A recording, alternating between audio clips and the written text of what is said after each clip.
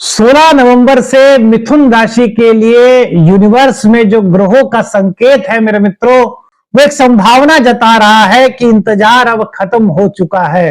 Signal बदल रहा है, तो क्या आप तैयार हों, क्योंकि यह एक सकारात्मक परिवर्तन मिथुन राशि वालों के लिए नजर आ रहा है।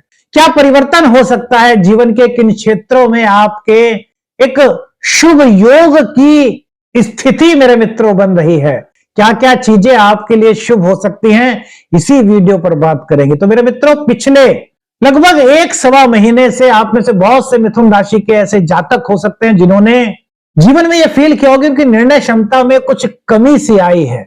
मेरे मित्रों, सूर्य देव जो है वो नीच राशि से निकल चुके हैं 16 नवंबर से। उससे पहले उनका तुला राशि में गोचर हो रहा था और वैदिक ज्योतिष के अनुसार तुला राशि में सूर्य देव नीच के होते हैं। तो इसके कारण क्या संभावित संकेत आपके साथ हुए होंगे, क्या हो सकता है? तो इसका मतलब मेरे मित्रों, कहीं ना कहीं सेल्फ कॉन्फिडेंस में थोड़ी कमी, क्योंकि सूर्य हमारे कॉन्फिडेंस के स्वामी होते हैं, हमारी आत्मा के स्वामी होते हैं, प्रकाश के स्वामी होते हैं। पिता का जो स्वामित्व होता है वो सूर्य देव के पास है। पढ़ाई में, कंपटीशन में, संतान को लेकर के थोड़ी बहुत चिंता, कामों को सही दिशा में करने में कुछ देरी महसूस होना, और कई बार ऐसा लगता है कि यार मैं मेहनती तो बहुत हूं, काम तो बहुत कर रहा हूं, लेकिन मुझको एक क्लैरिटी नहीं मिल पा रही। यदि इस तरह की कुछ चीजें मेरे मित्रों आपने, अगर आप मिथुन राशि के हो और आपने महसूस की है, तो यह वीडियो आपके लिए है, क्योंकि अब सूर्य देव तुला राशि से निकल करके मंगल देव की वृश्चिक राशि में 16 नवंबर को प्रवेश कर चुके हैं। और 16 दिसंबर तक मेरे मित्रों जो समय है, 15-16 दिसंबर तक का, यह आपके लिए एक परिवर्तन का समय है, यह आपके लिए एक शुभ संयोग का समय बना रहा है।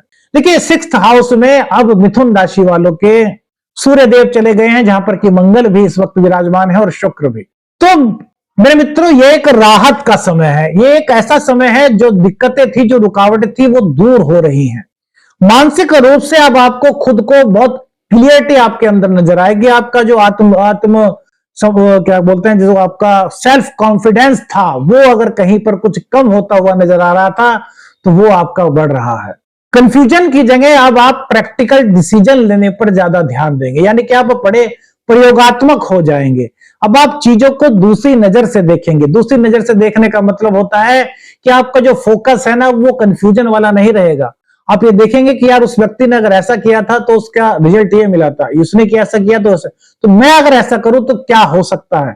तो जो चीज आपके लिए बेहतर हो सकती है, जो चीज आपको उन्नति की राह पर बढ़ा सकती है, आप उन चीजों को सोचने पर अपना फोकस लगाएंगे और निर्णय क्षमता आपको इस वक्त अपनी बेहतर नजर आएगी। मेरे मित्रों, सूर्य देव का यह संयोग बता रहा है कि रोजमर्रा की जो उलझने आपके जीवन में यदि थी, तो वो एक सिस्टमेटिक तरीके से कंट्रोल होती हुई नजर आ रही है। जब आदमी प्रैक्टिकल बन जाता है ना मेरे मित्र, तो बहुत सारी उलझने, बहुत सारी अगर कोई दिक्कतें हैं, तो धीरे धीरे वो खुद ही समाप्त हो जाते हैं और समाधान की राह यहां पर नजर आती है। हेल्थ में कोई दिक्कत महसूस कर रहे थे, इम्यूनिटी पावर में कुछ दिक्कत महसूस कर रहे थे, तो यहां पर अब राहत के संकेत मिल रहे हैं। और रोग रिपु ऋण मेरे मित्र, सूर्यदेव आपके 3rd हाउस के स्वामी है और वो 6th हाउस में गोचर कर रहे हैं।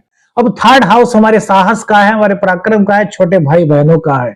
तो यहां पर आपका साहस बढ़ रहा है, आपका पराक्रम बढ़ रहा है, और ये आपकी यात्राएं भी करा रहे हैं।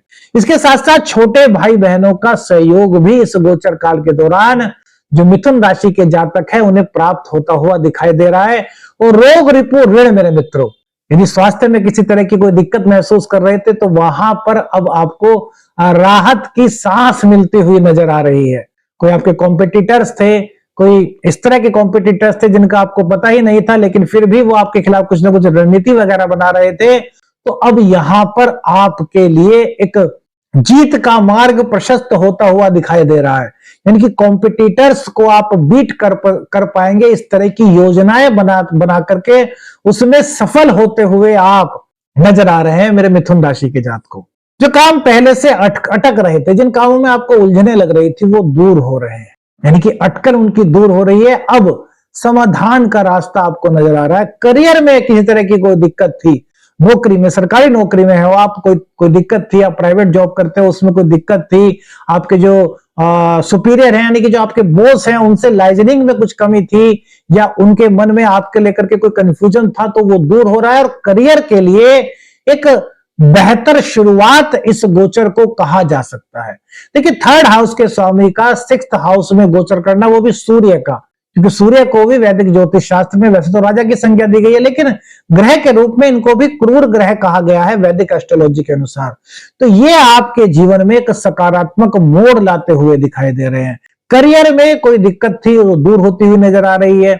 आपका प्रमोशन ड्यू था, वो प्रमोशन आपका नहीं हो पा रहा था, वहां पर कोई अड़चन थी, तो वो अड़चन मेरे मित्रों दूर होती हुई नजर आ रही है। और आपके करियर के लिए, करियर की दृष्टि से यह जो समय है, यह जो योग बना है सूर्य देव का वृश्चिक राशि में, यानी कि मंगल की राशि में, सेनापति की राशि में राजा का जाना, एक अच्छा योग कहा जा सकता है आपके जीवन में। कुल मिलाकर के मेरे मित्रों, यहां पर एक दो चीजें ऐसी भी है जिसका आपको ध्यान देना चाहिए। देखिए, एक ही काम पर इस वक्त आपको ध्यान केंद्रित करना होगा। यह नहीं कि एक काम के साथ साथ कई काम आपने और पकड़ लिए। इसमें ऐसा हो सकता है कि आप एक कार्य को पूर्ण ना कर पाए, दूसरे कार्य में लग जाए, फिर दूसरा कार्य भी हो सकता है अपूर्ण रह जाए। तो सर्वप्रथम जो कार्य आपने लिया है, सबसे पहले उसी कार्य को पूर्ण करें, उसके बाद दूसरे कार्य को अपने हाथ में ले। दूसरी बात, किसी बात पर भी ओवर रिएक्शन करने से यहां पर आपको बचना चाहिए, खासकर आपके वर्क प्लेस पर, यानी कि आपके करियर में, आपकी जॉब में। देखिए, सूर्य देव को सिक्स्थ में जाने का दोष नहीं लगता, और थर्ड के स्वामी का सिक्स्थ हाउस में गोचर करना, यह भी बहुत अच्छा वैदिक एस्ट्रोलॉजी में कहा गया है। लेकिन फिर भी मेरे मित्रों, ओवर रिएक्शन से यहां पर बचना जो है वो बेहतर हो सकता है। थोड़ी सी अपनी दिनचर्या को व्यवस्थित करने का प्रयास करें। जो भी आप कार्य करते हैं उसको समयबद्ध तरीके से करेंगे, तो यहां पर आपको सूर्य का जो योग सिक्स्थ हाउस में बना हुआ है, इसका एक अच्छी राहत आपको मिल सकती है। अनावश्यक कोई भी आर्गुमेंट्स वगैरह मत करें और गुस्से से बचें। यदि आप इन चीजों को कर पाते हैं मेरे मित्रों, तो सूर्य का जो ये वृश्चिक राशि में गोचर हुआ है, ये आपके लिए काफी महत्वपूर्ण हो सकता है, आपके जीवन में बड़ा सकारात्मक बदलाव ला सकता है। अब यदि सूर्य देव आपकी कुंडली में अच्छी अवस्था में नहीं है, यानी कि शत्रु राशि में है, या फिर नीच राशि में है, या फिर ऐसे किसी प्लेस पर है जहां पर कि इनकी शुभत्व की प्राप्ति आपको नहीं हो पा रही, सपोज कीजिए राहु के साथ है, तो ऐसे में क्या करें मेरे मित्रों? तो आदित्य हृदय स्तोत्र का पाठ आपको रोजाना सुबह के समय करना चाहिए। इससे धीरे धीरे सूर्यदेव की पॉजिटिविटी आपके जीवन में बढ़ सकती है। वीडियो में कौन सी बात सबसे ज्यादा अच्छी लगी कमेंट्स करके बताइए। वीडियो अच्छी लगी तो लाइक और शेयर कीजिएगा, चैनल पर नए चैनल को सब्सक्राइब कीजिएगा। आदेश रखने अंजन, हर हर महादेव।